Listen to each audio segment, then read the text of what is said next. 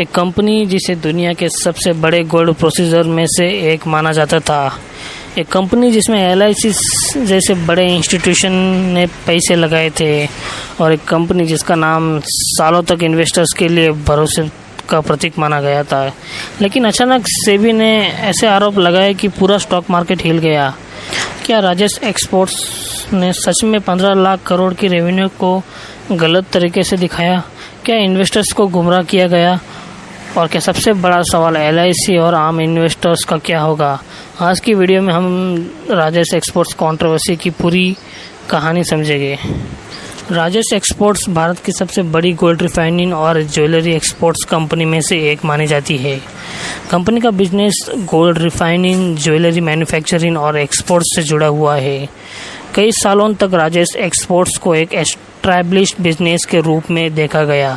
Company का turnover बहुत बड़ा था और स्टॉक मार्केट में इसका नाम काफ़ी मशहूर था। इंस्टीट्यूशनल इन्वेस्टर्स भी इसमें इन्वेस्टेड थे, जिसमें LIC जैसे बड़े नाम शामिल थे।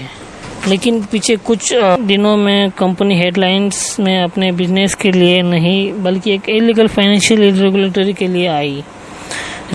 रिपोर्ट्स के मुताबिक सेबी ने राजेश एक्सपोर्ट्स के फाइनेंशियल स्टेटमेंट्स और रेवेन्यू रिपोर्टिंग को लेकर गंभीर सवाल उठाए हैं।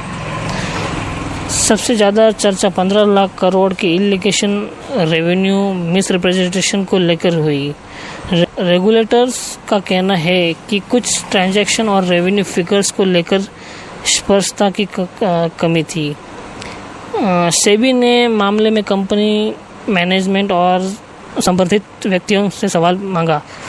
जब भी किसी लिस्टेड कंपनी पर इतने बड़े आरोप लगते हैं, इन्वेस्टर्स के बीच पैनिक क्रिएट हो जाता है। मार्केट को लगता है कि अगर इलीगेशन सच निकले तो कंपनी की क्रेडिबिलिटी पर बड़ा असर पड़ सकता है।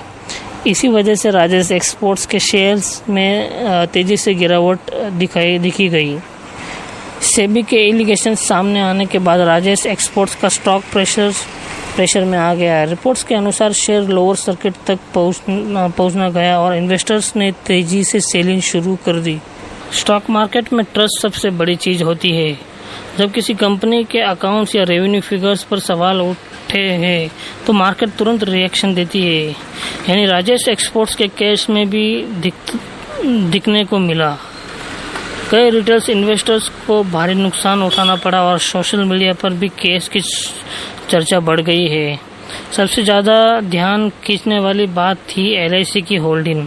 रिपोर्ट्स के मुताबिक LIC के पास राजेश एक्सपोर्ट्स में लगभग 10% स्टेक था। स्टॉक्स में गिरावट आई तो नेचुरली इन्वेस्टर्स ने पूछा कि क्या LIC को भी नुकसान हुआ। मार्केट एक्सपर्ट्स का कहना है कि इंस्टीट्यूशनल इन्वेस्टर्स के पास डाइवर्सिफाइड पोर्टफोलियो होता है, लेकिन फिर भी किसी एक स्टॉक्स में बड़ा करेक्शन इम्पैक्ट डाल सकता है। इस खबर के बाद LIC का नाम भी लगातार मीडिया रिपोर्ट्स में आने लगा। कुछ रिपोर्ट्स में ऑडिटर्स की रोल्स पर भी सवाल उठाने लगे। फाइनेंशियल स्टेटमेंट को वेरीफाई करने और इन्वेस्टर्स को ट्रांसपेरेंसी देने में ऑडिटर्स की जिम्मेदारी बहुत महत्वपूर्ण होती है। अगर किसी कंपनी के अकाउंट्स पर रेगुलेटर्स सवाल उठाता है तो नेचुरली ऑडिटर्स रिपोर्ट्स भी स्क्रूटिनी में आ जाती है। यही वजह है कि कंट्रोवर्सी में ऑडिटर्स का नाम भी चर्चा का विषय बना। राजेश एक्सपोर्ट्स ने एलिगेशंस को लेकर अपने पक्ष भी रखा है। कंपनी का कहना है कि उसे रेगुलेटर्स को ज़रूरी डॉक्यूमेंट्स और डेटा प्रोवाइड किया है। रिपोर्ट्स के अनुसार कंपनी ने इन्वेस्टिगेशंस में कोऑपरेट करने की बात कही है। ये याद रखना ज़रूरी है कि एलिगेशंस और फाइनल वर्डिक्ट्स में फ़र्क होता है। जब तक इन्वेस्टिगेशंस पूरी नहीं हो जाती तब तक किसी भी कंक्लूजन पर पहुंचना जल्दबाजी होगी। इस पूरे केस से इन्वेस्टिगेशंस को एक बहुत बड़ी सीख मिलती है। कभी भी सिर्फ एक कंपनी या एक सेक्टर में सारा पैसा इन्वेस्ट नहीं करना चाहिए। डी-वेरिफिकेशन बहुत ज़रूरी है। साथ ही किसी भी कंपनी में इन्वेस्ट करने से पहले उसे फाइनेंशियल, गवर्नेंस और रेगुलेटरी रिस्क को समझना चाहिए। मार्केट में रिस्क हमेशा रहता है और इसीलिए इन्फॉर्म इन्वेस्टिंग बहुत इम्पोर्टेंट है। तो दोस्तों, राजेश एक्सपोर्ट्स कंट्रोवर्सी अभी भी इन्वेस्टिगेशन के दौर से गुजर रही है और आने वाले दिनों में नए अपडेट सामने आ सकते हैं। आपको क्या मानना है? क्या ये सिर्फ अकाउंटिंग डिस्प्यूट्स है या कुछ और बड़ा सा मामला? कमेंट सेक्शन में आप अपनी ज़रूरत बातें बताना। वीडियो बहुत पसंद आई तो लाइक, शेयर और सब्सक्राइब करना मत भूलना।